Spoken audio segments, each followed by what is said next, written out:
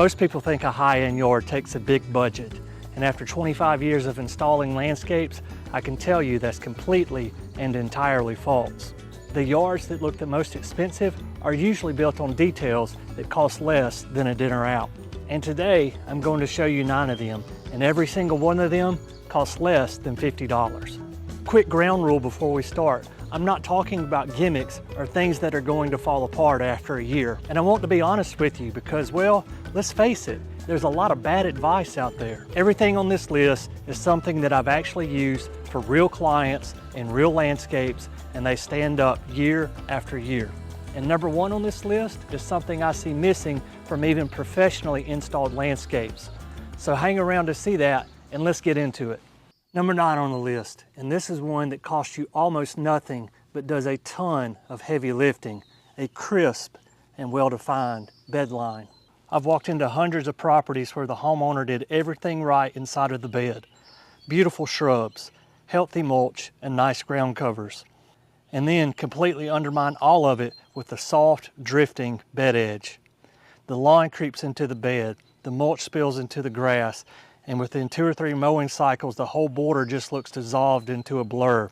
It looks unfinished, like a picture frame in the house that's hung crooked. But the fix is simple and free if you have a flat spade. You cut a clean, V-shaped trench right along the edge of the bed line, about 2, maybe 3 inches deep, blade angled back towards the bed. That shallow line alone makes everything inside of the bed read as intentional. And the reason it works is contrast. A sharp, dark edge against a green lawn signals maintained to the human eye instantly.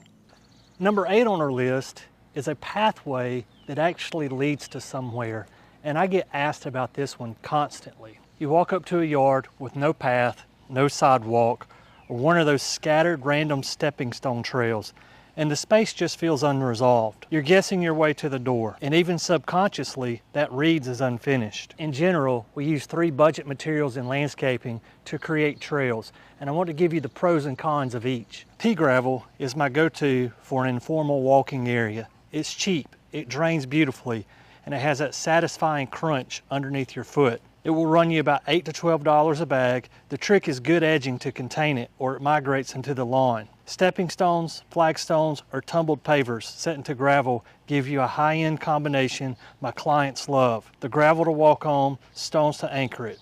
Bark or wood chip is the cheapest of the 3 and works great for a casual path through the planting area. But here's the honest drawback.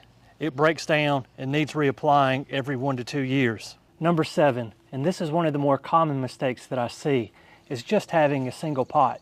One medium pot sitting next to the back door just looks like a placeholder. It doesn't anchor anything, and it reads, "I own a pot." But I understand the instinct completely. You bought a nice container and you want to set it out, but it falls flat. What professional designers use almost universally is grouping. 3 containers in meaningfully different sizes pulled close together, tall in the back, medium in the middle, and low in the front. The science of it is simple. You're manufacturing depth, and depth is what the eye reads as designed. The principle that makes the layered container border look expensive works in a 3-foot footprint on your patio as well. Ideally, terracotta is the material of choice. It's porous, so roots get better airflow and the plants stay healthier as it ages. But I understand that's expensive. The cheaper alternative is to use plastic pots that have some sort of design on the front. For putting 3 pots together, a great look includes red geraniums, purple petunias, red sun patience, and in the back, a large plumeria plant. If you hadn't hit the like button yet, please go ahead and do so. Also, if you haven't subscribed, please consider doing that as well. I put out a video once a week based on 25 years of real-world green industry experience. Now let's get back into it. Number 6, and this is one that separates a yard that looks good at 4 in the afternoon versus a yard that looks expensive at 9 o'clock at night. Low voltage, outdoor lighting. Most yards go completely flat after dark. The house is lit, maybe a couple of path lights, and everything else just disappears into a black lawn. No depth, no drama, no reason to step outside. Now I want to be honest with you about something, because this is where a lot of advice gets it wrong. You'll see people recommend solar stake lights, and I understand why. They're cheap, and also there's no wiring. But here's the truth from 25 years of doing this. Solar lights are dim, they're inconsistent, and they die off after a season or 2. If you want the look that actually reads a high end, you want low voltage lighting. A basic low voltage starter kit, transformer, and a few fixtures might run you around $50 to start. And it plugs into a standard outlet, no electrician required. And you don't have to light up the entire landscape. Pick one specimen, a Japanese maple, a statuary, a multi-trunk crepe myrtle, a nice evergreen, and uplight it. 2 fixtures at the base aimed up into the canopy at about 45-degree angles. And the single most important spec, warm white, 2,700 Kelvin or lower. Anything cooler than that goes blue, and the blue light makes trees look clinical instead of dramatic. Get that one detail right, and the tree that was invisible at night becomes a focal point for the entire yard. That's the kind of thing you see in a hotel courtyard. Number 5, a bench tucked into the corner of a landscape. And this is something I'm incredibly grateful for on a hot summer day here in Alabama. And this is more psychological than people realize. A yard with no seating doesn't feel like a place that you would live in.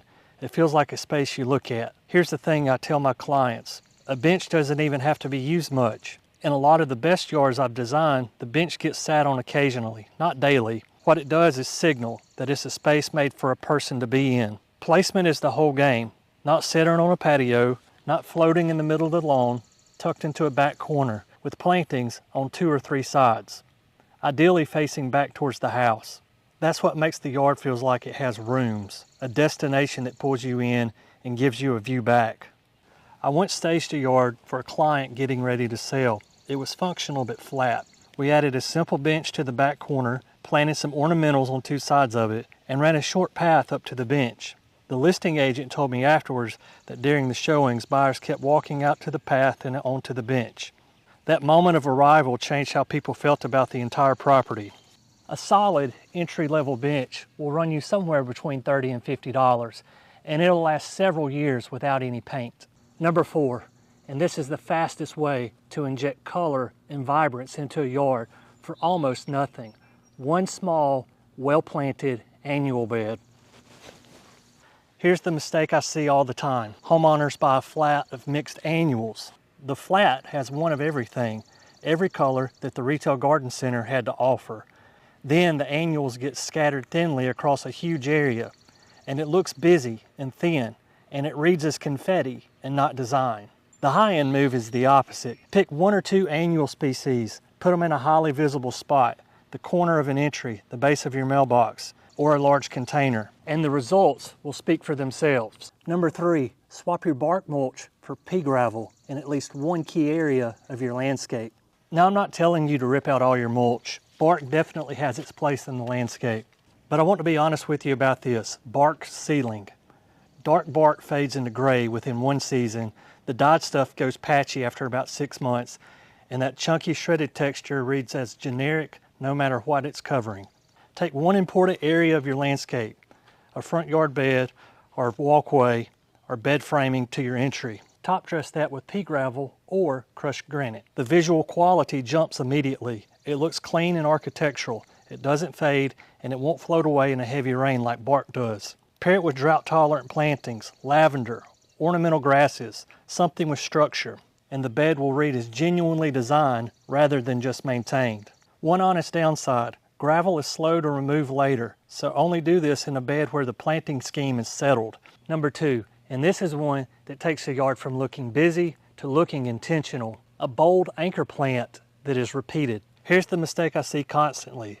Homeowners buy one of everything, one of this, one of that, a garden center impulse collection.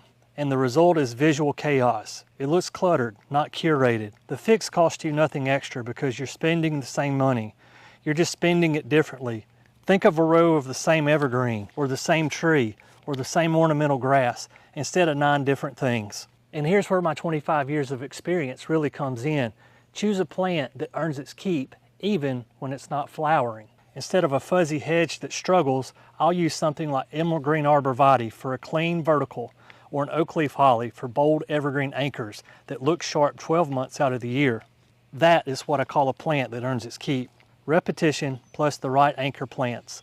That's the trick that all high-end yards share, and most of these plants are under $50 at 1 and 3 gallon sizes. And number 1, this is the one I teased about at the beginning of the video, the feature that I see missing the most from brand new, professionally installed yards.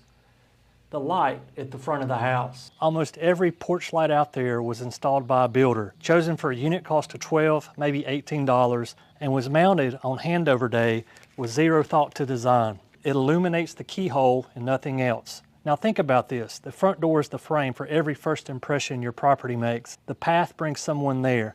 The beds, the edging, the lighting, they all lead to it. But the thing sitting right next to the door at eye level, lit up at night, visible from the street, that is the fixture. And when it's a flat little disc with a frosted glass globe, it quietly undercuts everything around it. An oversized black or aged bronze lantern, properly portioned, clear glass, and solid metal body, runs $30 to $60 at any hardware store. And here's the part most people don't expect. You do not need an electrician for a like-for-like swap. Same bracket, same wiring. Drop a warm white light bulb in it, 2700 Kelvin, and the light goes from harsh to warm. I've worked on properties where this single 1 hour swap made people stop and reconsider what they thought the house was worth. Not because it changed the house, but because it changed the signal the house was sending before anybody walked inside. There you have it, 9 budget-friendly ideas that can make your yard look like $1 million. If you do something in your yard that makes it look eloquent that we did not discuss here in this video, let us know about it in the comments below. Guys, as always, thank you for watching The Plant Doctor, and until next time, happy gardening.